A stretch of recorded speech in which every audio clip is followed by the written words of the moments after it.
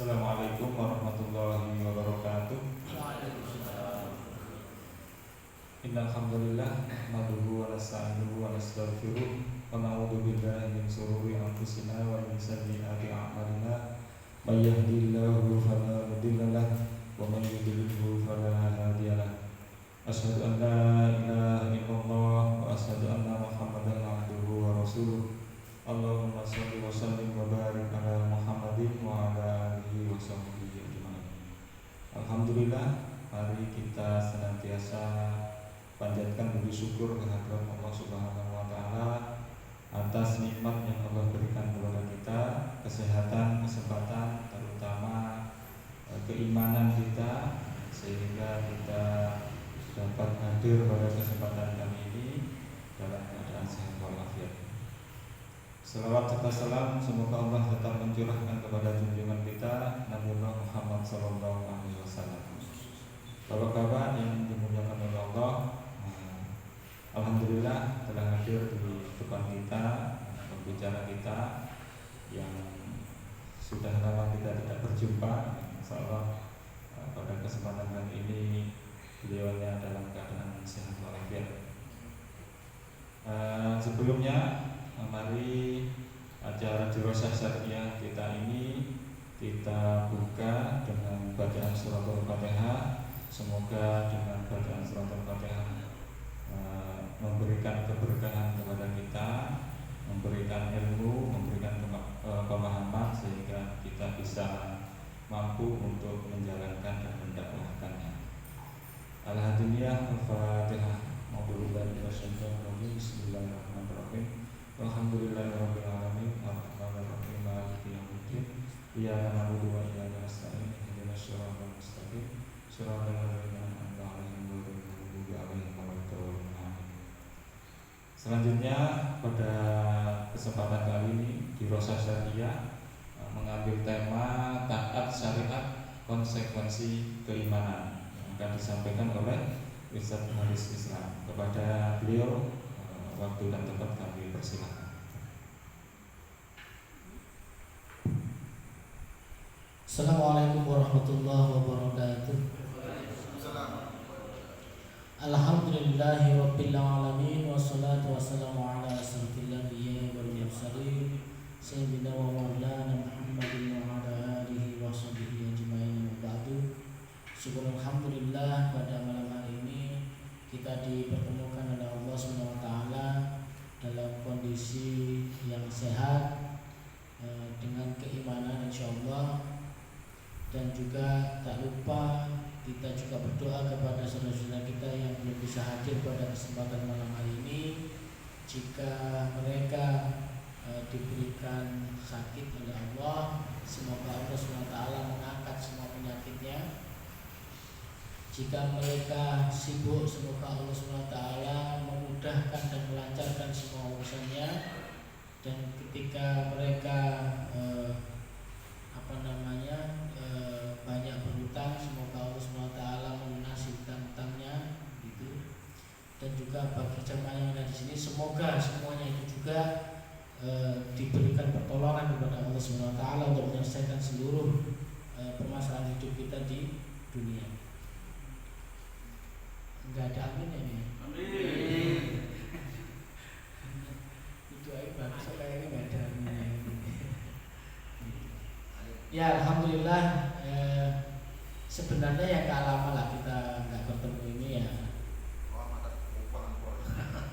Mungkin sebulan lah gitu ya. Yang maaf karena satu dan lain hal gitu. Ya. Pada malam hari ini kita mengambil tema taat syariat konsekuensi keimanan. Jadi kalau kita bicara tentang konsekuensi sebuah keimanan, orang yang mengakui adanya Allah SWT, orang yang mengakui bahwa Al-Khaliq adalah Allah SWT, maka tuntunan Allah SWT yaitu berupa syariat Islam haruslah kita terima. Itu sebuah konsekuensi. Jadi nggak mungkin ketika orang itu percaya kepada Allah tapi menolak aturannya Allah, itu nggak logis. Kalau seseorang itu mengaku beriman kepada Allah, maka dia harus tunduk dan taat terhadap syariat Allah. Nah, pertanyaannya, kalau mafhum mukhalafahnya bagaimana, Ustaz? Pemahaman kebalikannya bagaimana? Artinya apa? Apakah orang yang tidak taat syariat itu berarti orang yang enggak beriman? Nah, kan begitu ya.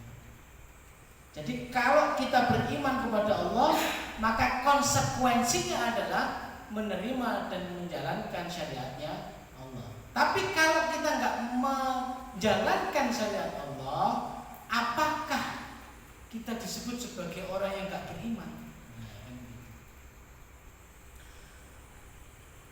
Kalau kita bicara mafhum mukhalafahnya, kebalikannya itu begini. Sikap, kalau orang itu beriman kepada Allah, ya, berarti dia kan mengaku orang Muslim, kan begitu ya. Kalau dia mengaku orang Muslim, tentunya ketika hukum syariat itu ada di depan matanya, di hadapannya, ada dua kemungkinan. Yang pertama adalah dia menerima syariat itu tapi tidak menjalankannya. Itu kemungkinan pertama. Kemungkinan yang kedua adalah orang tidak mau menerima syariat itu apalagi menjalankannya. Dua hal ini memiliki konsekuensi yang berbeda. Jadi ibaratnya itu begini. Kalau umat Islam, dia seorang Muslim, mau menerima syariat Islam tapi tidak menjalankannya, maka dia termasuk golongan orang yang berdosa. Ya. Jadi dia menerima syariat, misalkan perintah sholat, ya, aqimis sholat, gitu ya, tegakkanlah sholat. Sikap dia menerima perintah itu. Ya, saya tahu bahwa saya diperintah Allah untuk sholat. Saya paham, saya tahu bahwa saya diminta Allah untuk sholat. Tapi kemudian dia tidak sholat, maka hukum bagi orang itu adalah berdosa. Nah, lain halnya dengan perkara yang kedua. Apa itu? Seorang Muslim tidak mengakui, tidak mau menerima syariat Islam, apalagi menjalankannya. Ya. Jadi kalau ada sesuatu hal hukum-hukum yang bersifat khot'i itu pasti. Kepastian itu ada dua, apakah itu khot'i subut ataukah khot'i dilalah. Khot'i subut itu berarti secara sumber itu pasti. Pasti, secara sumber itu pasti. Kalau khot'i dilalah itu secara penunjukannya itu pasti, tidak ada tafsiran lain. Jadi kalau ada sebuah hukum yang bersifat khot'i, baik itu khot'i subut maupun khot'i dilalah, tidak ada alasan apapun bagi kaum muslimin untuk menolaknya.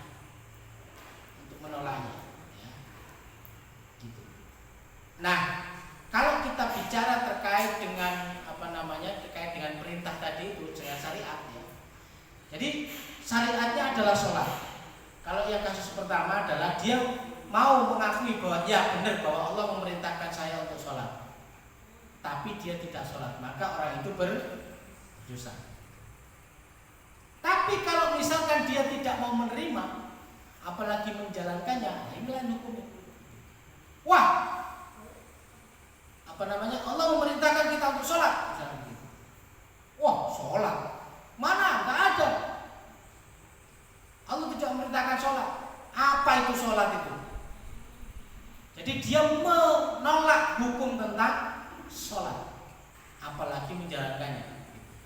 Maka orang-orang seperti ini itu berarti mengingkari ayat-ayat Allah, dan berlakulah bahwa mengingkari salah satu dari hukum Allah itu sama dengan mengingkari keseluruhan hukum Allah. Artinya apa? Orang itu bisa termasuk digolongkan orang-orang yang kafir. Makanya menolak itu tidak boleh, menolak syariat Islam itu jangan sampai, karena itu bisa membatalkan keimanan.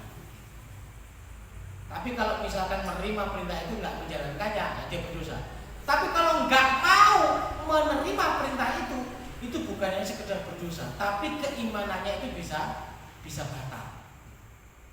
Jadi keimanannya itu bisa batal.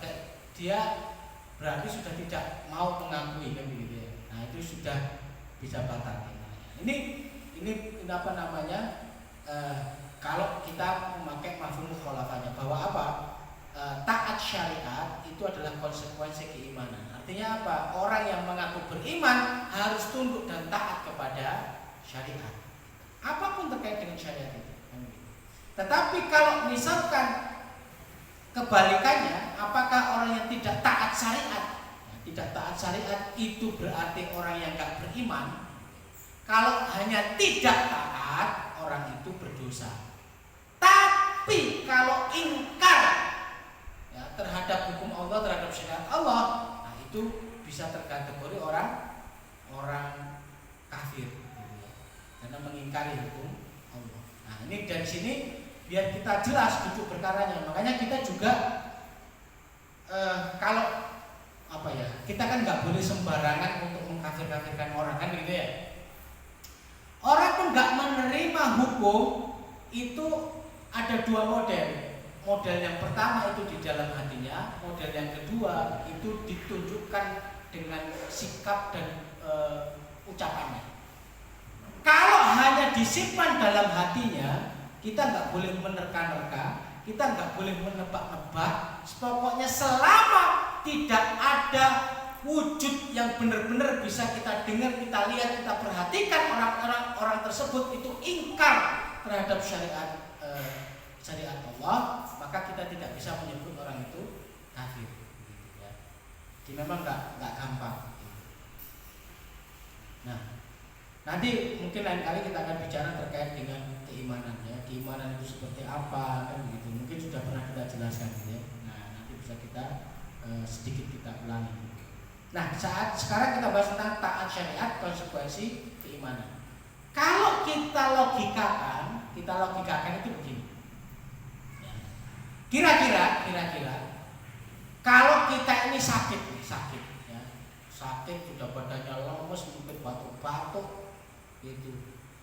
Badannya lemes, batuk-batuk, apa istilahnya? Semoga sakit mungkin agak parah lah gitu ya. Gitu.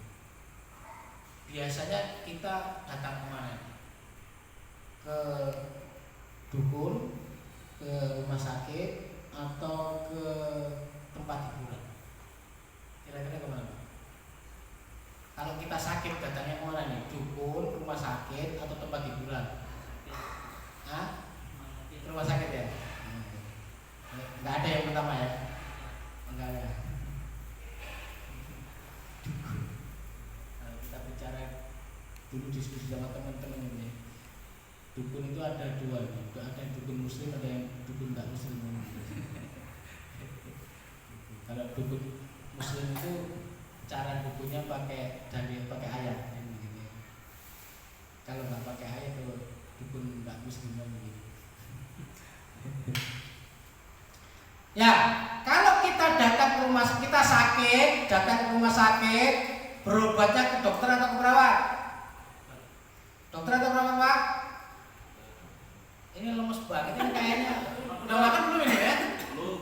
Wow, belum ada kopi. Belum makan di sini ya. Gitu. Pak Hadi lagi gimana nih Pak Hadi? Tidak boleh ya. Tadi? Oke ya. Jadi kita datang ke rumah sakit bertemu dengan dokter. Sekarang saya tanya, dokter itu pernah nggak melakukan kesalahan? Mungkin mendiagnosis, mungkin mengoperasi, mungkin mengobati, mungkin ngasih resep. Pernah salah nggak seumur hidupnya dia? Pernah? Pasti pernah ya? Pasti pernah. Bisa jadi membuat kesalahan itu 1 kali, 2 kali, 3 kali, betul nggak? Nah, artinya apa? Si dokter ini pernah melakukan kesalahan di dalam apakah mendiagnosis atau memberikan resep atau melakukan operasi atau melakukan perawatan segala macam. Dalam melakukan tindakan-tindakan kedokterannya itu dia pernah melakukan kesalahan. Betul? Tapi pertanyaannya, ketika jenengan itu datang ke dokter dulu mungkin gitu ya, mungkin berobat terus beberapa kali kok nggak sembuh, obatnya mungkin kurang cocok gitu. Pertanyaan, ketika sakit datang lagi ke dokter atau enggak? Datang lagi ke dokter atau enggak? Datang lagi. Wes ngerti pernah salah, saya teko juga. Begitu dikasih resep, percaya nggak dengan resepnya? Setelah didiagnosis, habis itu dikasih resep, percaya dengan resep itu? Bentuk kepercayaan terhadap dokter, resepnya ditebus apa enggak? Jika ada seorang pasien sakit datang ke rumah sakit bertemu dengan dokter, kemudian sama dokter didiagnosis, dikasih resep, tapi resepnya nggak ditebus, apa sebutan untuk pasien seperti ini? Nah, disebut pasien apa nih? Mokong. Pasien mokong, pasien nggak benar. Ngapain datang ke dokter dikasih resep, nggak mau, nggak ditebus. Jadi konsekuensi seorang pasien yang mempercayai dokter adalah ketika dia menerima resep, maka resep itu ditebus. Setelah ditebus diminum apa enggak? Kalau ditebus toh tapi nggak diminum ya? Ngomong meneh gitu, ngomong meneh. Jadi konsekuensinya apa? Ketika dia sakit, datang ke rumah sakit, bertemu dengan dokter, didiagnosis, dikasih resep, resepnya ditebus dan sampai rumah obatnya diminum. Minumnya sesuai dengan resep atau sakarepe dhewe. Tekong beli dari apotek resep semuanya diminum sekaligus mak gelek gitu. Kira-kira pernah ada yang seperti itu apa enggak? Enggak ada. Pernah ada yang kayak gitu? Sembuh apa tambah sakit atau gimana? Tambah sakit. Nah, begitu pula dengan keimanan. Keimanan kepada Allah, apalagi ngapunten. Namanya Gusti Allah itu nggak pernah malpraktek, saudara-saudara. Namanya Gusti Allah itu tidak pernah salah menulis resep. Namanya Gusti Allah tidak pernah melakukan kesalahan, sedikit pun tidak pernah. Kalau Gusti Allah itu sedikit aja membuat kesalahan, jenengan mati kabeh satunya. Contoh misalkan, harusnya bumi itu berputar, terus terjadi sekali doang kesalahan itu apa? Bumi itu nggak berputar, mati kabeh satunya. Allah itu tidak pernah melakukan kesalahan karena sifatnya sebagai Tuhan. Allah tidak pernah melakukan kesalahan. Allah tidak pernah melakukan malpraktek. Allah tidak pernah melakukan sedikit pun kesalahan di dalam mengatur urusan manusia. Contoh misalkan lupa apa? Misalkan ada salah satu jamaah di sini si A begitu ya. Kok Gusti Allah pun lupa? Lupa apa? Nafasnya yang harusnya itu ada, terus tiba-tiba berhenti gitu, lupa. Kira-kira konsekuensinya apa? Mati. Nah, Allah saja yang tidak berbuat salah, tidak pernah melakukan malpraktek. Kita ini kok dikasih resep gak ditompo, resep gak ditebus. Ditebus itu artinya apa? Dijadikan sebagai pedoman hidup. Sudah begitu dijalankan, enggak dijalankan juga. Namanya resepnya dari Allah. Padahal apa? Allah itu enggak pernah melakukan kesalahan sedikit pun, enggak pernah malpraktek. Tapi kenapa kok seolah-olah itu sama Allah itu enggak percaya? Sehingga apa? Tuntun enggak benar. Enak semua.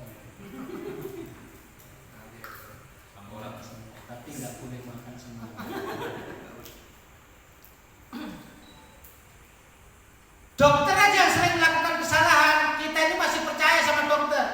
sakit datang ke dokter, sakit datang ke dokter, dokter masih kita percaya. Tapi Allah yang nggak pernah melakukan kesalahan, nggak pernah melakukan malpraktek, kok kita ini seolah-olah nggak percaya sama Allah? Loh, percaya Ustaz. Loh, nek percaya kenapa syariatnya kok nggak diterima? Kenapa kok nggak diterima syariatnya? Justru kenapa kok malah ditentang syariatnya? Kan aneh bin ajaib. Padahal Allah ini nggak pernah melakukan kesalahan. Allah yang menciptakan jenengan-jenengan ini, Allah yang ngasih makan jenengan-jenengan ini, Allah yang ngasih hidup jenengan-jenengan ini, Allah yang ngasih seluruh keluarga, anak keturunan jenengan-jenengan ini, Allah yang ngasih rumah dan seluruh penghidupan jenengan di dunia ini dikasih oleh Allah. Tapi kenapa menjalankan syariat Allah itu kok susah, kok angel, malah nggak dijalankan? Ngakune orang beriman. Ki piye dalane? Ya apa logikane? Nggak nyambung. Apa contohnya? Banyak Pak contohnya. Apa contohnya? Misal sholat tuh gak perlu, sing perlu itu ngadep ngarep mantep nih Gusti Allah. Saudara, Nabi itu dijamin masuk surga. Nabi itu utusannya Allah. Nabi itu dijamin masuk surga. Tapi namanya Nabi itu sik sholat, bahkan sholatnya itu melebihi sholat kita. Sing gak dijamin mlebu surga. Lah kok iso-iso niku yo gak dijamin mlebu surga, dudu Nabi juga. Kok mayak sampe niku? Mokong sampe niku. Kok iso-iso nek gak sholat, sing penting ngadep mantep nek Gusti Allah. Ngadep Gusti Allah piye ceritane ya. Nah, itu salah satu contoh. Harusnya tetap diterima. Satu itu. Apakah ada yang lain? Ada. Apa contohnya? Contohnya ekonomi Islam. Syariat Islam tentang ekonomi. Pertanyaan, itu ada syariat Islam tentang ekonomi, kenapa kok gak dijalankan? Kenapa kok gak dijalankan? Tuku motor leasing, modal leasing utang bank, gitu ya. Sik ono bungane, kan begitu. Kenapa kok itu tetap dijalankan? Padahal Allah menurunkan syariat Islam tentang ekonomi. Begitu pula dengan syariat Islam soal politik. Wes ngerti di dalam Islam apa hukum tentang demokrasi lah, tentang inilah, tentang itulah, tentang komunisme, tentang kapitalisme, itu sudah ada hukumnya semua. Pertanyaannya, kenapa kok itu masih diterima? Kenapa itu masih dijalankan? Bagaimana dengan konsekuensi keimanan kita?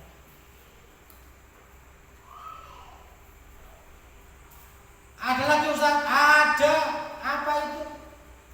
Ada yang mengatakan bahwa khilafah itu bukan dari ajaran Islam. Loh, kok iso? Di dalam kitab-kitab fikihnya para ulama itu mesti ada satu bagian di belakang itu yang menjelaskan tentang khilafah. Bahkan para sahabat itu, Rasulullah SAW itu meninggal, Rasulullah SAW itu manusia yang agung, yang dihormati, itu meninggal, jasadnya itu nggak langsung dikubur sama sahabat Nabi itu. Jasadnya itu nggak segera dimakamkan sampai sekitar 3 hari 2 malam. Kenapa? Karena para sahabat rundingan untuk apa? Untuk mengangkat khalifah penggantinya Nabi. Kok iso ngomong itu bukan dari ajaran Islam? Kok iso? Ya. Nah itu kan salah satu bentuk keimanan banyak. Jadi konsekuensi keimanan itu banyak, bukan hanya soal hukum hukum privat, hukum tentang ibadah, tentang sholat, tentang zakat, tentang puasa, bukan hanya soal itu. Tapi hukum Islam itu lengkap. Ada namanya hukum ekonomi. Pertanyaan, sudah dijalankan atau belum? Hukum tentang politik Islam sudah dijalankan atau belum? Hukum tentang politik luar negeri Islam sudah dijalankan atau belum? Hukum tentang sosial budaya sudah dijalankan atau belum? Hukum tentang pergaulan sudah dijalankan atau belum? Hukum tentang peradilan sudah dijalankan atau belum? Belum. Nah pertanyaannya kita ini menungso capopo kita ini ngaku beriman kepada Allah tapi hukumnya Allah gak dijalankan. Itu piye ceritanya? Ya apa ini? Gak usah tak. Sing penting sholatnya ngepen jamaah, zakat, poso, berangkat haji, umroh tiap tahun beres tak? Gak bisa begitu bapak-bapak. Kenapa kok tidak bisa begitu? Karena banyak hukum yang diperintahkan Allah kepada kita itu selain soal-soal ibadah. Apa saja hukum yang soal ibadah itu? Loh banyak. Kalau kita bicara fardu kifayah itu namanya fardu berarti kewajiban. Kifayah itu artinya kelompok. Jadi kewajiban secara berkelompok. Kalau kewajiban secara berkelompok itu belum bisa tertunaikan, maka hukumnya bisa berubah menjadi fardu ain. Nah pertanyaannya, wakai tentang fardu kifayah sekitar 90% di dalam Al-Quran itu isinya fardu kifayah. Yang 10% itu fardu ain. Coba bayangkan, 90% itu fardu kifayah. Artinya apa? Kalau kita tidak menjalankannya berarti 90% hukum Allah itu belum kita jalankan. Loh jarine taat syariat. Piye ceritanya? Apa sing penting ngaji? Bukan sing penting ngaji. Fardu kifayah itu bukan sing penting ngaji. Contohnya ngene, contoh. Misal ada tetangga kita meninggal, enggak dikubur-kubur. Kenapa enggak dikubur-kubur? Kabeh padha ngaji. Kira-kira berdosa apa enggak? Kenapa berdosa? Ngajine enggak berdosa, saudara-saudara. Ngajine mosok mengatakan mau ngaji berdosa kan enggak mungkin ya, enggak boleh kan gitu. Ngajine tetap tidak berdosa. Tapi kalau ada orang meninggal enggak diurus itu berdosa. Aku ngaji, aku ngaji. Ngaji bener boleh ngaji ya ono mati urus ono. Wis piye maksudnya ngurus iki? Yo ngajine iku hukume apa ngaji iku kan ngono. Nah niki merawat orang apa memakamkan orang mati itu hukumnya apa? Yaitu yang didahulukan kan gitu. Kewajiban-kewajiban itu yang perlu didahulukan kan begitu. Makanya mayatnya diurusi dulu, habis itu ngaji. Bisa nggak ngaji sambil ngurusi mayat? Kalau bisa ya nggak apa-apa. Yang penting kewajibannya berjalan dilakukan. Harus sampai tuntas. Aku ngurusi tak? Apa sih mbok urusi kan gitu? Yes, pokoknya di sampingnya mayatnya tak urus-urus, bukan diurus-urus kewajibannya kae. Dimandikan, disolatkan, dan dikuburkan. 3 itu. Nek dilus-lus toh nggak dimandikan itu tetep aja. Nah, itu taat syariat itu tidak boleh milih-milih. Maksudnya milih itu apa sih? Tak, aku sholat toh ora iso. Aku poso tok ya, gak bisa. Aku haji tok ya, gak bisa. Yuk semua syariat itu harus dijalankan. Ya puasa, ya sholat, ya haji. Kalau mampu ya dijalankan semuanya. Termasuk fardu-fardu kifayah yang lain juga dijalankan. Pembukaannya terus jam melakukan lagu. Ya udah kita lanjutkan ya. Kata Satya dalam sudah gak ketemu. Taat syariat itu bukti cinta. Loh, kenapa kok bukti cinta? Sebagaimana Quran surat Al-Imran ayat 31 Allah Subhanahu wa taala berfirman, "Qul in kuntum tuhibbunallaha fattabi'uni yuhibbukumullahu wa yaghfir lakum dzunubakum wallahu ghafurur rahim." Qul, katakanlah, in kuntum, jika kamu benar-benar tuhibbunallah, mencintai Allah, fattabi'uni yuhibbukumullah, ikutilah aku, niscaya Allah mengasihi, wa yaghfir lakum, dan mengampuni dosa-dosa kamu. Wallahu ghafurur rahim, Allah Maha mengampun lagi Maha penyayang. Jadi jika kamu benar-benar mencintai Allah, ikutilah aku. Apa itu ikutilah aku? Maka jalankanlah syariatnya Allah, taatilah syariatnya Allah.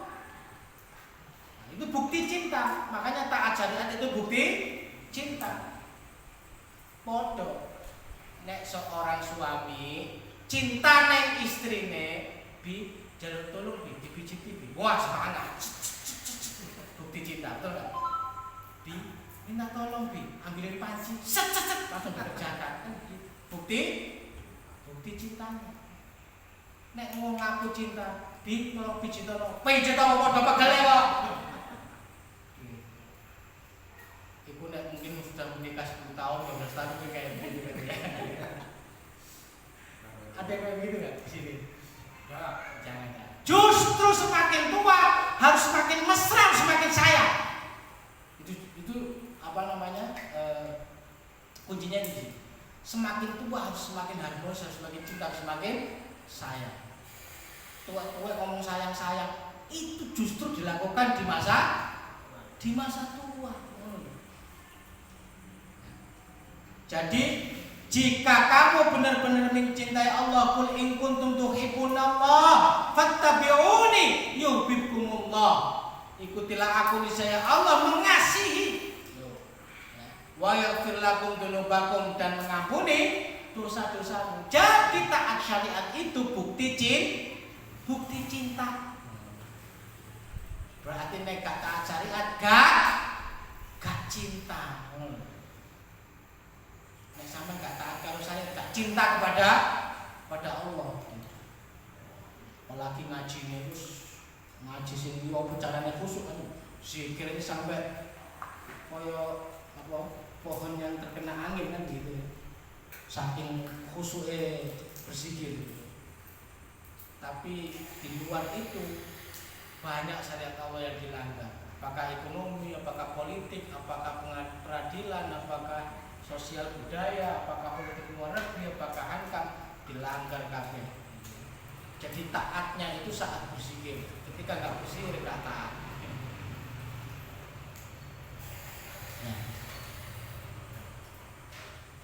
Taat syariat adalah konsekuensi iman, sebagaimana Quran surat An-Nisa ayat 65. A'udzubillahi minasyaitonirrajim. Fala wa rabbika la yu'minuna hatta yuhakimuka fima syajara bainahum. Maka demi Tuhanmu, mereka pada hakikatnya tidak beriman hingga mereka menjadikan kamu wahai Muhammad hakim atau pemutus terhadap perkara yang mereka perselisihkan. Saya pernah menyampaikan ayat ini bagaimana asal usulnya, kan gitu ya. Asal usulnya kan ada orang Muslim bersengketa dengan orang Yahudi. Kemudian sama Rasulullah SAW, orang Yahudi itu yang menang. Gak terima orang Muslim itu putusannya Rasulullah SAW. Karena gak terima, mengadulah ke Abu Bakar. Apa kata Abu Bakar? Apa yang disampaikan oleh Rasulullah, maka terimalah, jalankanlah. Gak mau terima lagi. Alhamdulillah. Kalau ada topi gak boleh lemes ya, semangat.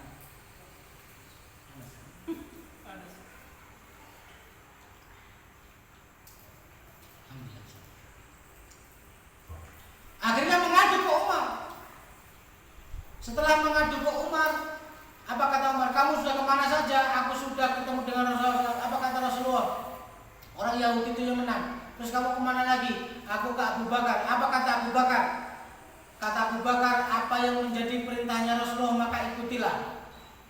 Oh, sebentar. Akhirnya Umar masuk ke belakang. Ketika masuk ke belakang, Umar membawa golok. Tebaslah orang itu sampai meninggal. Maka turunlah ayat ini. Maka demi Tuhan mereka pada akhirnya tidak beriman. Artinya apa? Benarlah apa yang dilakukan oleh Umar bin Khattab itu sebagai pembenar. Karena orang itu orang yang tidak beriman. Hingga mereka menjadikan kamu wahai Muhammad hakim atau pemutus terhadap perkara yang mereka perselisihkan. Jadi kalau kita mengaku orang yang beriman harus menjadikan Allah dan Rasulnya sebagai pihak yang membuat hukum, sebagai hakim atau pemutus terhadap semua perkara yang kita perselisihkan. Jadi kalau ada masalah yang kita perselisihkan di dunia ini, maka pemutusnya kembalikan kepada syariat Allah.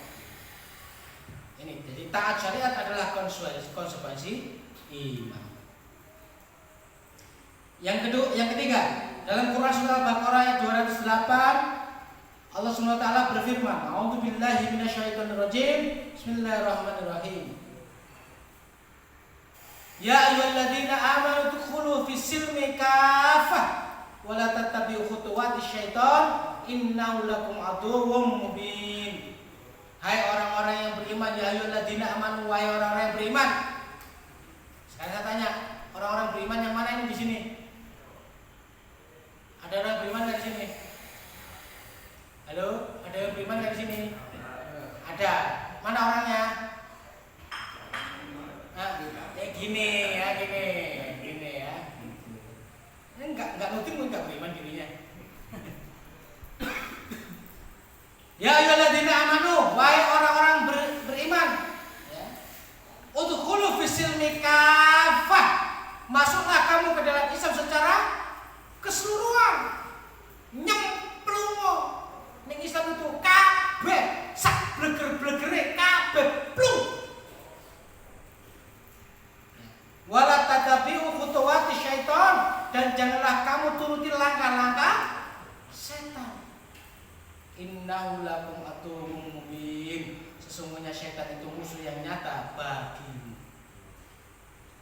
Jadi kalau orang yang beriman, konsekuensinya adalah apa? Masuk ke dalam Islam secara keseluruhan kabeh, gak pele-pele.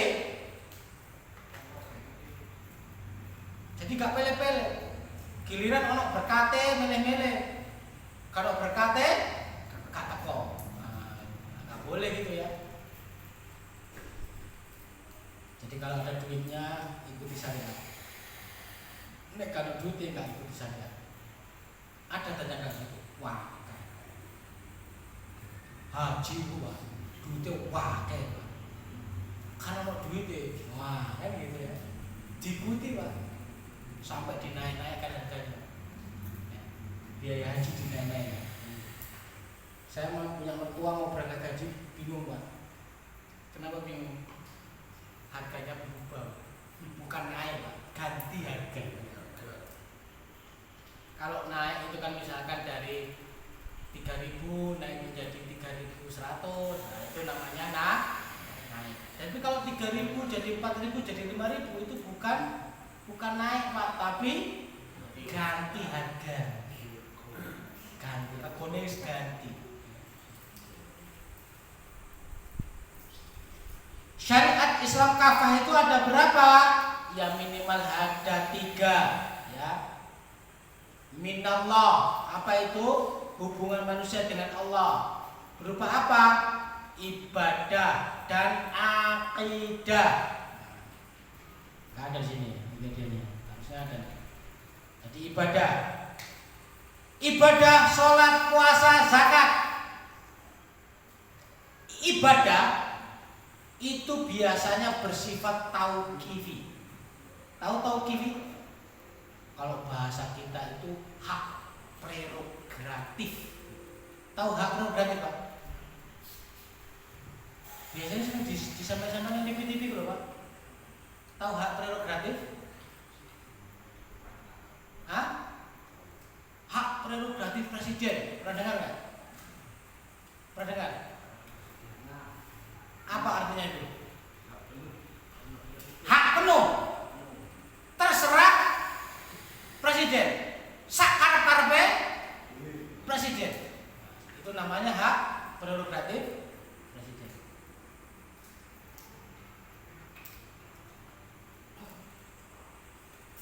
Begitu pula dengan ibadah.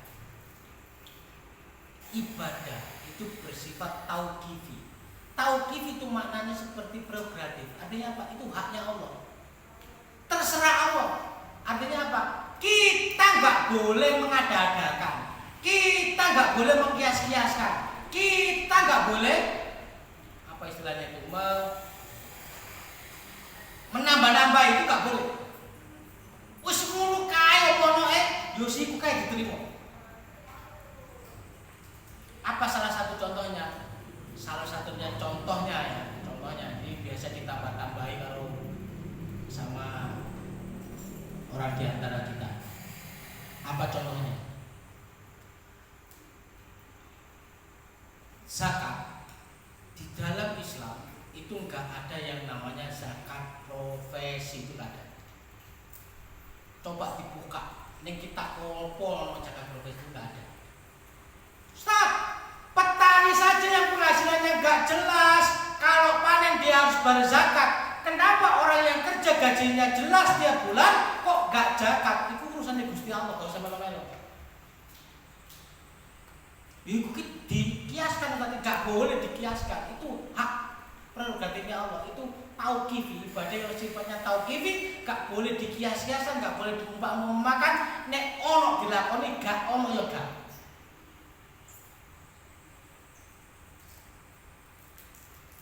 Contohnya itu zakat profesi. Jadi untuk rezeki, untuk gajian, jangan lupa zakat profesi. Zakat profesi itu dari lewo. Ono apa ora? Ora ono.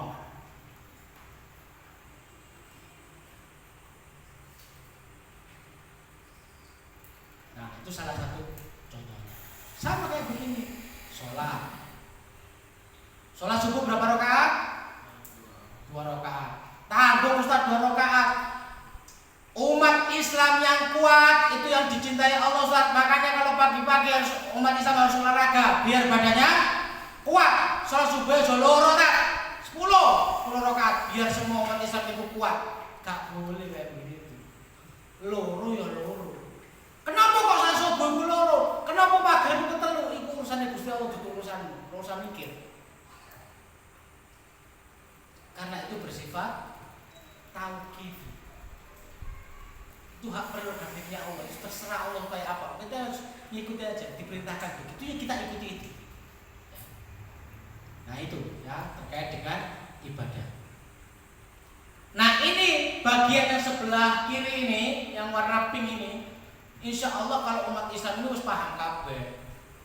Rajin sholat, rajin. Waya poso, waya zakat. Alhamdulillah dilakoni kabeh ya. Yang kedua, hablum minan nas ya. Binafsihi ya, binafsihi. Hubungan manusia dengan dirinya sendiri. Apa itu hubungan manusia dengan dirinya sendiri? Biasanya hukum terkait dengan akhlak, makanan, minuman, pakaian. Akhlaknya api ora, itu ono tuntunan syariatnya. Makanan halal atau haram, minumannya halal atau haram, pakaiannya menutup aurat ataukah tidak, nek wis menutup aurat apakah tabarruj ataukah tidak, itu ada tuntunannya. Hubungan manusia dengan dirinya atau binafsihi. Kalau ada tuntunan tentang akhlak, dijalankan? Dijalankan enggak? Jalankan, alhamdulillah. Makan makanan yang halal? Alhamdulillah. Minum-minumannya halal? Pakaian yang menutup aurat? Menutup aurat tak? Bener nggak menutup aurat? Bener tak? Aku ingin nonton sampai yang sawah macul kata cekak. ngaji pakai sarung, begitu neng sawah katokan cekak. Boleh apa enggak? Ya enggak boleh. Harus nutup aurat. Jadi katokan cekak itu tapi enggak cekak banget, harus nutupin dan kulit harus ketutup. Nah, itu baru menutup aurat. Lah wingi muka teko sawah gak kaos kutangan, gak kaosan, bleger mung katokan tok ketok udele. Boleh apa enggak? Enggak boleh. Katanya pakaiannya sudah sesuai. Kemarin di depan rumah katanya sudah pakaiannya sudah sesuai syariat Islam, jabuti suket, tapi katokan cekak. Lah iki makanya entuk ora? Boleh, makanya di rumah pun harus nutup aurat. Kalau keluar dari rumah yang sekiranya itu dilihat oleh orang, aurat harus ketutup. Nah, bapak-bapak sih gak pati angel lah. Ya, jadi kalau punya katok pendek-pendek itu yang kebiasaan dipakai keluar rumah, mending dibuang gantian agak panjang lagi gitu. Tapi kalau punya katok pendek tapi yang biasa sarungan, itu dipakai dalaman sarungan nggak apa-apa, pakai aja nggak apa-apa. Nanti sarungan, yang sawah sarungan, bukti suket sarungan, gitu. Sarungan, neng ngomong juga sarungan, gitu. Sing rada susah ku ibu-ibu. Kenapa? Karena ibu-ibu keluar dari rumahnya, seluruh tubuhnya itu harus tertutup kecuali dua. Apa yang dua itu? Muka dan telapak tangan. Muka dan telapak tangan. Yuk, lah jarene nutup aurat. Wingi ngobrol karo tangga sebelah kok gak kayak kerudung yuk. Ongkep tak. Alah. Ongkep. Nah, itu diperhatikan. Kalau bapak-bapak biasanya dia ke sawah kemana itu biasanya mentang-mentang di rumah gak ngaji, gak ke masjid, pakai katokan cekak, nggak boleh ya. Harus tutup aurat. Ya minimal pakai kaos kutang lah ya, kaos kutang. Biar juga pusernya ketutup juga. Dan yang ketiga adalah hubungan manusia dengan manusia yang lain atau hablum minan nas. Ya. Jadi kalau tadi itu billahi bin nafsihi, ini adalah minan nas, ya, hubungan manusia dengan manusia yang lain. Apa biasanya? Nah, kalau keluarga itu ada nafkah, waris, gitu ya. Nanti ada perceraian, ada pernikahan, gitu. Itu kalau keluarga. Dulu nikahnya Islam nggak? Islam. Kalau cerai dengan cara Islam nggak? Islam. Halo. Belum nikah. Belum pernah. Oh, belum pernah cerai. Oke. Nikah dengan cara Islam.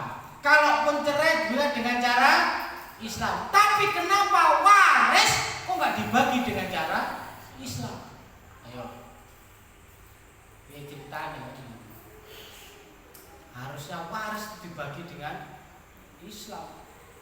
Anak yang untuk protes, Mas, gue untuk lorong bagian, aku mau untuk sak bagian, gak adil.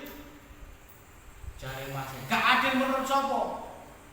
Gak adil loh, tapi loro aku siji, podo-podo mungsane, podo-podo mangan, segone podo-podo anake bapak. Kok iso sampe untuk loro aku untuk siji? Itu gak adil menurut kamu. Tapi kalau menurut Islam itu adil. Pertanyaannya, kenapa kok adil? Wong entuk loro, laki-laki dapat 2, perempuan dapat 1, kok adil itu gimana ceritanya? Pak, nek jenenge wong wedok itu dalam tanggungan suami. Wong lanang nanggung istri, maka wajar wong lanang untuk loro, Pak. Lah wong wedok entuk siji kanggo dhek tok kebutuhan tiap hari sik ana sing jamin. Sapa ku? Bojone sing lanang.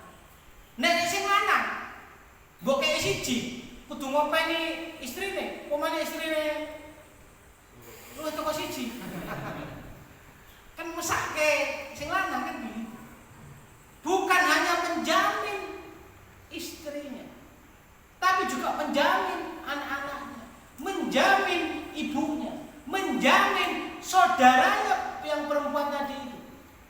saudara perempuan, anak perempuan itu selain dijamin atau diopeni oleh menjadi tanggung jawab suaminya, dia juga menjadi tanggung jawabnya saudara laki-lakinya. Mau dikek siji wis enak wis wakeh.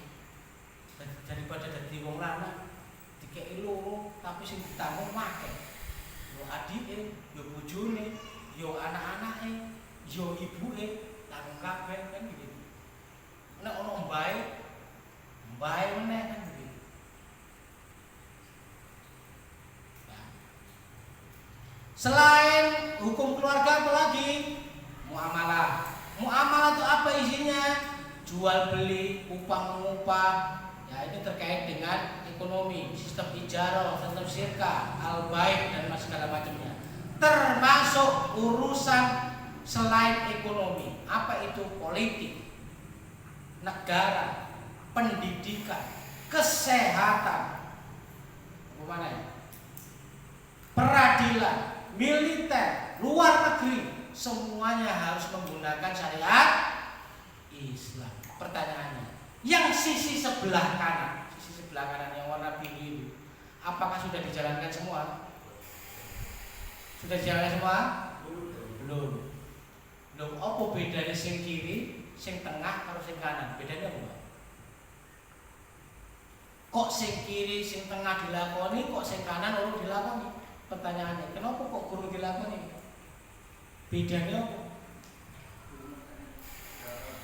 Kenapa? Belum ada negara yang menerapkannya. Kalau begitu wajib kan negara menerapkan ini? Wajib nggak? Wajib. Jadi kalau ada orang yang ngomong, ada ulama yang ngomong mengatakan begini, cukuplah Islam itu diterapkan di keluarga-keluarga kita aja sudah. Itu nggak benar, Pak, pernyataan seperti itu. Terus Islam itu yang penting kita jalankan dalam keluarga kita gitu aja, Pak. Terus nggak ngurusin negara, nggak ngurusin yang lain. Kalau keluarga itu bagus, insya Allah masyarakatnya bagus. Kalau masyarakat bagus, insya Allah negaranya bagus. Itu pernyataannya benar atau salah, Pak? Salah. Kok bisa salah, Pak? Ya apa hubungannya keluarga karo negara? Kan hubungannya, Pak. Keluarganya apik, belum tentu negarane apik. Keluarganya apik, belum tentu masyarakat itu apik.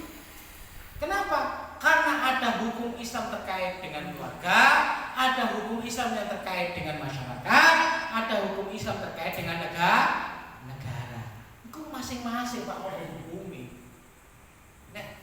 Keluarga yo dijalankan, masyarakat yo dijalankan, negara ya dijalankan, baru. Ya. Makanya kita harus mengikuti seluruh hukum-hukum ini ya. Baik itu billahi, binafsihi maupun minan nas. Ya, hablum minan nas. Nah, inilah Islam sebagai mabda'ul Islamiyah. Mabda'ul Islamiyah itu terdiri dari dua. Apa itu? Al-afkaru dan at-thariqatu. Al-afkaru itu berupa ide atau konsep, dan at-thariqatu itu berupa metode. Thariqah, metode. Ya, metode itu berarti jalan tetap. Apa itu? Nah, kalau ide berarti ada akidah akliyah, ada solusi tentang hidup. Solusi tentang hidup itu bisa sistem ibadah, pemerintahan, sosial, budaya, pendidikan, peradilan, akhlak dan lain-lain. Nah, kalau tentang thariqah itu ada metode penerapan, bagaimana Islam itu diterapkan, bagaimana Islam itu dijaga, dan bagaimana Islam itu disebarluaskan. Islam diterapkan dengan apa?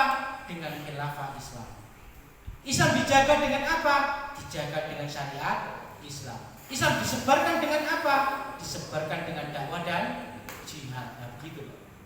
Ini. Makanya harus dijalankan semuanya itu. Dari rukun iman yang atas itu sampai dakwah dan jihad itu harus dijalankan semua. Kalau nggak dijalankan, kita ini belum taat syariat. Syariat Islam itu ada 5 yang biasa kita kenal dengan ahkamul khamsah. Apa itu ahkamul khamsah? 5 hukum. Apa kelima hukum? Wajib, sunnah, mubah, makruh dan haram. Wajib bila dikerjakan berpahala, bila ditinggalkan berdosa. Ini pengertian menurut fikih. Jadi wajib itu Pak, kalau dikerjakan dapat pahala, kalau nggak dikerjakan berdosa. Sunnah, bila dikerjakan berpahala, bila ditinggalkan tidak berdosa. Ini pengertian fikih. Jadi kalau sunnah itu dikerjakan, kalau nggak dikerjakan berdosa. Tapi nek guru saya dulu ngomongnya begini Pak, sunnah itu kan banyak. Bila dikerjakan berpahala, bila tidak dikerjakan tidak apa-apa. Oh ya wes nggak usah dikerjain, nggak mau kan. Itu begitu. Makanya guru saya itu ada yang bilang begini. Sunnah itu bila dikerjakan berpahala, bila tidak dikerjakan maka hilanglah kesempatan untuk mendapatkan pahala. Katanya begitu. Kodoh kok rasa jane. Sama apa enggak? Sebenarnya sama aja, cuma kata-katanya itu diubah sedikit aja. Apa diubah sedikit? Kalau nggak dikerjakan maka hilanglah kesempatan untuk mendapatkan pahala. Biar orang itu tetap ngejar pahala. Mubah, apa itu mubah? Bila dikerjakan tidak berpahala, bila ditinggalkan tidak berdosa. Mubah. Jadi dikerjakan nggak berpahala, nggak dikerjakan ya nggak berdosa. Apa contohnya? Kalau wajib sunnah seperti paham contohnya ya. Kalau ubah apa contohnya? Apa contohnya? Kok diem di semua ini? Apa contohnya? Apa? Duduk. Apalagi?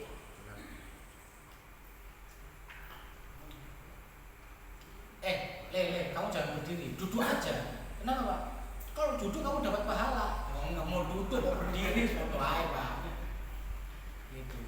Tapi kalau duduk di majelis taklim, nah itu baru berpahala Pak.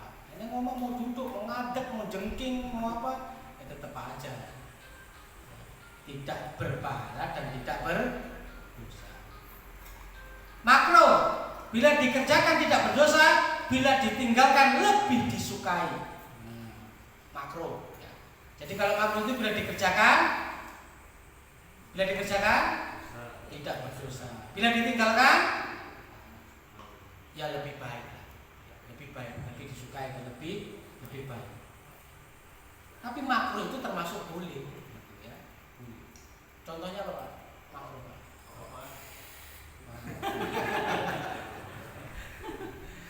Siapa lagi makruh contohnya kok rokokan. Ya, orang rokok itu makruh Pak. Bila dikerjakan tidak berdosa. Nek ditinggalkan lebih baik. Tapi kalau orang di sekitarnya merasa terganggu, nah itu berdosa Pak. Dosa ya, dosa. Enggak boleh ya. Selain rokok Pak, makruh.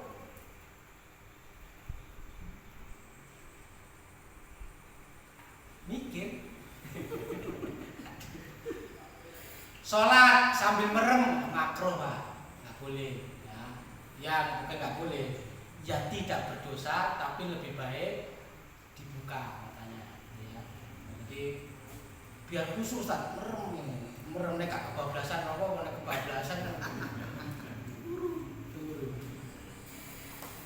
Haram. Bila dikerjakan berdosa, bila ditinggalkan berpahala. Nah, ini kebalikannya Pak. Kalau haram nek dikerjakan berdosa, tapi kalau ditinggalkan justru berpahala. Itulah haram. Kadang-kadang ada yang nggak terima Pak. Nggak terima itu apa? Jadi nggak ada wajib, sunnah, mubah, makruh, haram itu nggak ada. Kok nggak ada Bos? Pokoknya mengikuti Rasulullah. Apa yang dilakukan Rasulullah itu yang kita ikuti. Saya dulu itu pernah diskusi sama teman Pak tentang jenggot. Waktu itu kenapa kamu nggak pakai jenggot? Saya jawab, jenggot kan sunnah. Apa artinya sunnah? Sunnah kalau dikerjakan berpahala, kalau nggak dikerjakan ya nggak apa-apa. Terus kamu nggak pakai jenggot, terus kenapa? Ya seharusnya terus habis gitu berarti nggak apa-apa dengan begitu. Kemudian dia mengatakan, Rasulullah SAW jenggotan nggak? Jenggotan. Kenapa kamu nggak niru Rasulullah SAW? Loh iya, ikuti Rasulullah SAW. Tapi kata Rasulullah itu jenggot itu sunnah. Apa itu sunnah? Nggak dikerjakan berpahala, nggak dikerjakan gak apa-apa.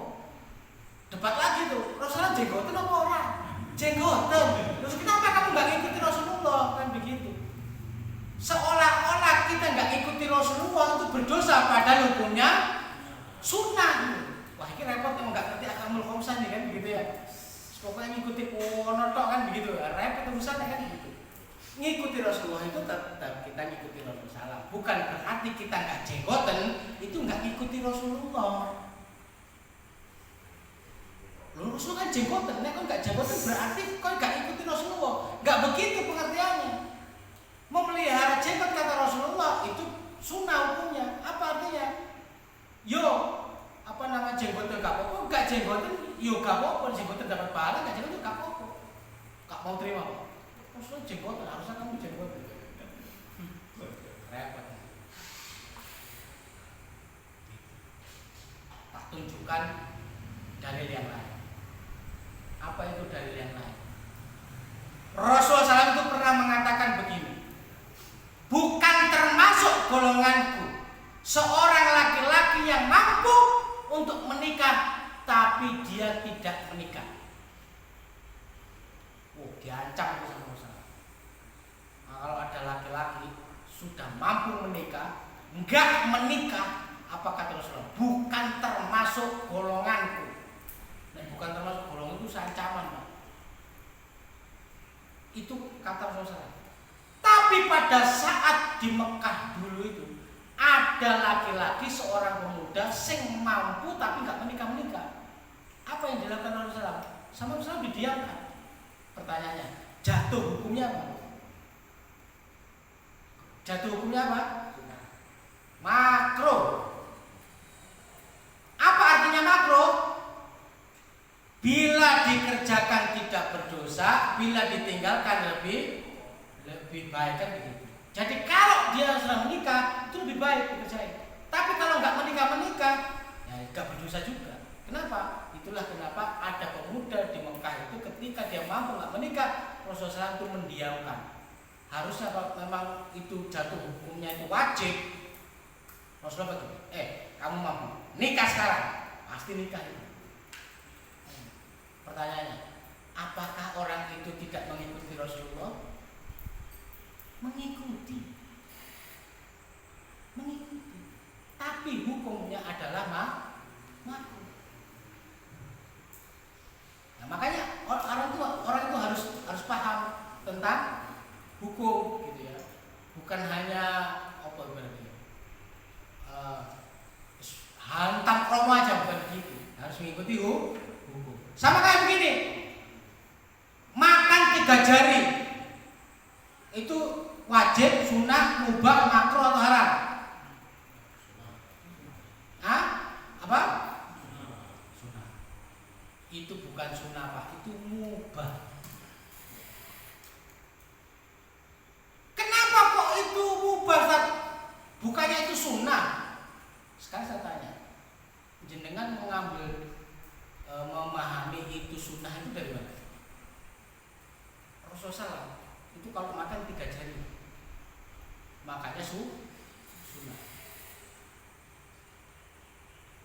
Kita cukupkan perkaranya ya.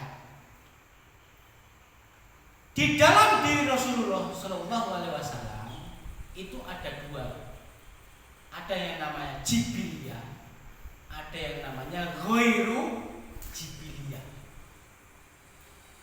Apa maksudnya itu? Dengan bisa buka di kitab Nizamul Islam bagian bab yang ketiga dari terakhir kalau nggak salah, bab kedua dari terakhir. Rasulullah SAW itu ada 2 sifat, yaitu jibiliyah dan ghairu jibiliyah. Apa itu jibiliyah? Jibiliyah. Jibiliyah adalah Rasulullah SAW yang berlaku seperti manusia biasa. Itu namanya Jibiliyah. Dan yang kedua adalah ghairu jibiliyah. Apa itu ghairu jibiliyah? Di mana Rasulullah itu berlaku itu bukan sebagai manusia biasa, yaitu beliau sebagai Rasul. Sebagai Rasul itu juga ada dua. Ada yang harus ditaati, diikuti, dan ada yang tidak boleh diikuti. Apa yang harus diikuti? Ya syariat yang dicontohkan Rasulullah SAW itu masuk ghairu jibiliyah yang harus diikuti. Ada Ustaz yang dilakukan Rasulullah yang nggak boleh diikuti. Ada.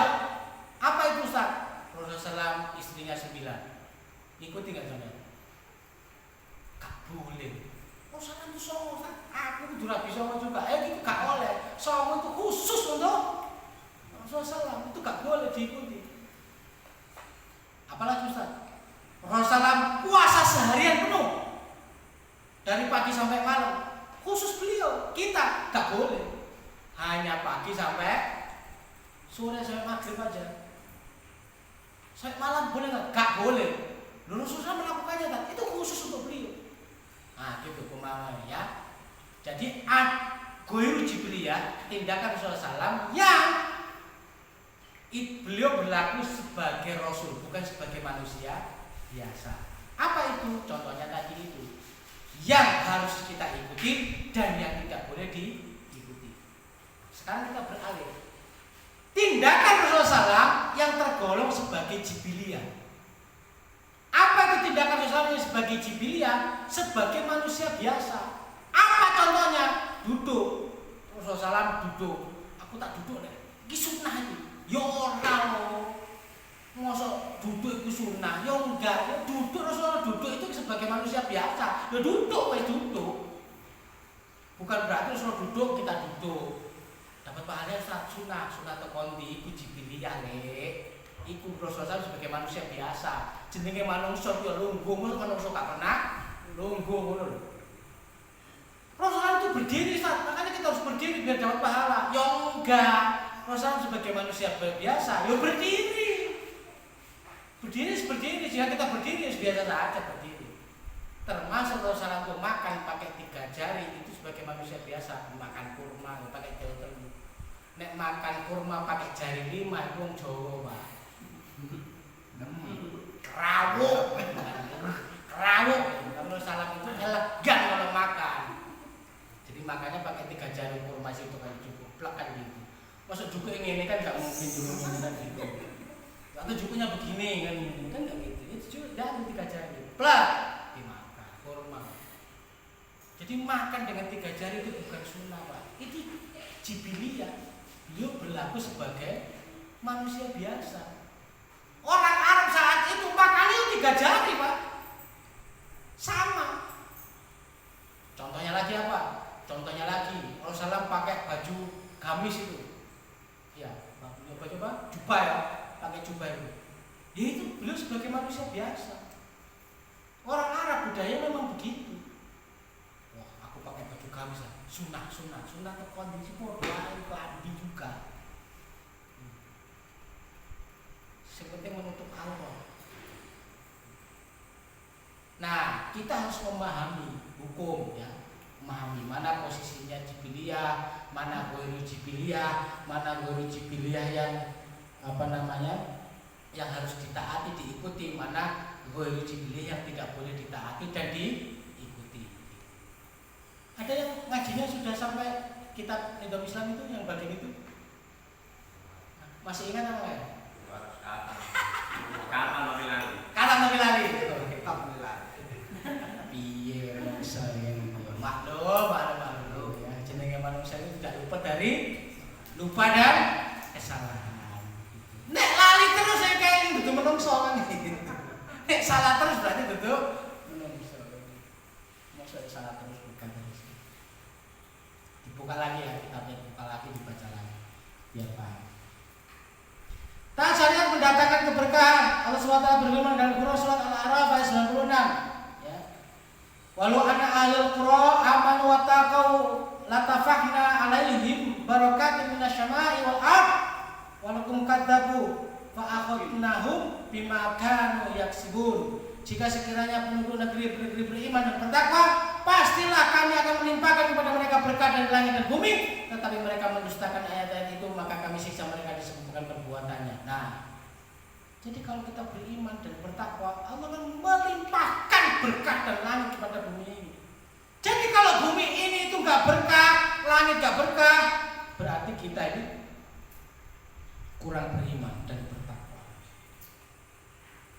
Dalam surat Al-Baqarah ayat 7-8, sungguhnya orang yang beriman dan melaksanakan amal soleh, mereka itu adalah sebaik-baik makhluk. Balasan mereka di situ ialah surga yang di bawahnya mengalir sungai-sungai. Mereka kekal di dalamnya. Allah ridho kepada mereka dan mereka pun ridho kepadanya. Demikianlah balasan bagi orang-orang yang takut atau takwa kepada Tuhan. Ini adalah sebagai taat syariat adalah konsekuensi dari keimanan. Ya. Kunci meraih ridho Allah. Apa itu kunci meraih ridho Allah?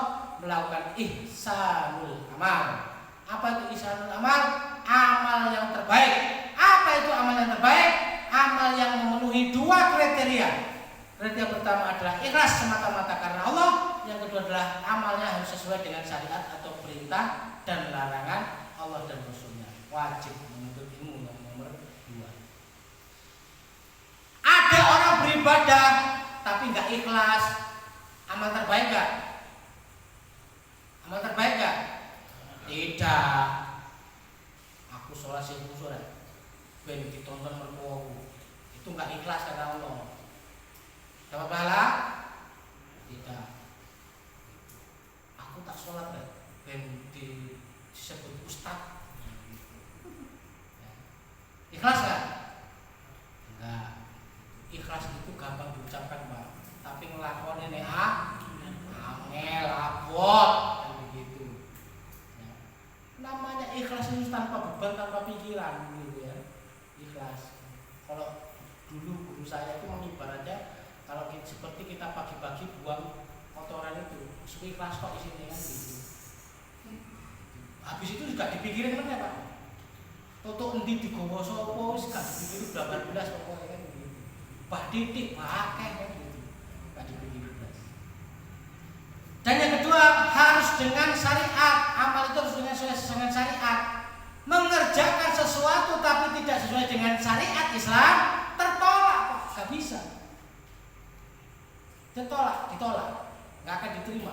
Kalau kita mengerjakan sesuatu yang tidak sesuai dengan syariat Islam itu tertolak. Makanya harus sesuai dengan syariat Islam. Contohnya apa? Yang sering saya sampaikan contohnya adalah Robin Hood. Robin Hood itu pahlawan, membela yang susah. Jadi orang miskin dikasih duit, dibantu, dikasih beras, kasih duit, dibantu si miskin. Tapi membantunya dengan cara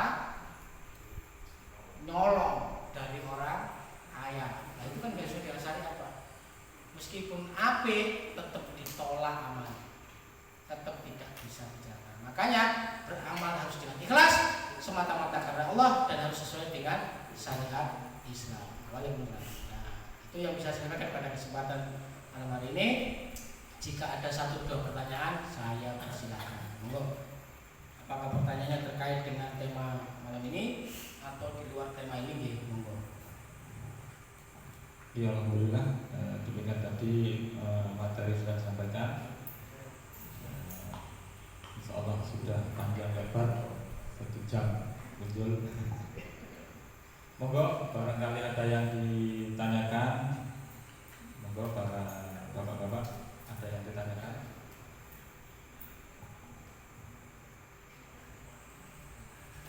Berarti sudah paham semua Pak. Kalau sudah paham semua, insya Allah tinggal memperbaiki amal yang sudah disampaikan di akhir tadi, ihsanul amal, ikhlas menjalankan amal karena semata-mata karena Allah. Insya Allah kehadiran kita di sini dalam rangka menuntut ilmu, dalam rangka dakwah, dalam rangka berkumpul bersilaturahmi ini semata-mata diniatkan karena Allah Subhanahu wa taala. Dan kita terus mengkoreksi diri kita, ya, dengan ngaji ini. Dengan apabila ada amal kita atau perilaku kita yang masih tidak sesuai dengan syariat Islam, ya, maka dengan ngaji ini kita tahu dan kita berusaha untuk memperbaiki amal kita. Ya, sudah tidak ada yang ditanyakan? Kalau gitu Ustaz harus mungkin ada pertanyaan. Saya yang bertanya. Gak apa-apa. Saya bertanya banyak pertanyaan. Ya nggak apa-apa kalau nggak ada pertanyaan. Ini juga teman-teman mau berangkat ke Bondowoso, itu ya nggak apa kalau diakhiri, soalnya biar teman-teman yang mau ke Bondowoso bisa istirahat yang cukup. Ya, alhamdulillah kita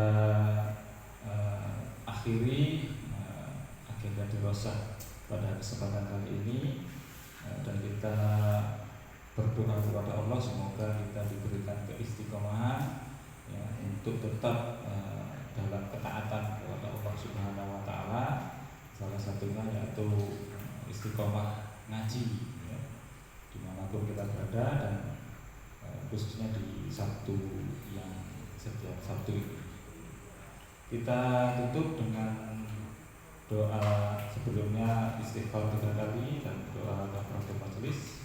Astagfirullahaladzim, astagfirullahaladzim, astagfirullahaladzim, subhanallah, rabbana wa astagfirullahaladzim. Dari saya sebagai pengantar dalam acara ini, mungkin ada salah dan kelirunya, saya mohon maaf yang sebesar-besarnya. Akhir kalam, wabillahi taufiq wal hidayah. Assalamualaikum warahmatullahi wabarakatuh. Waalaikumsalam.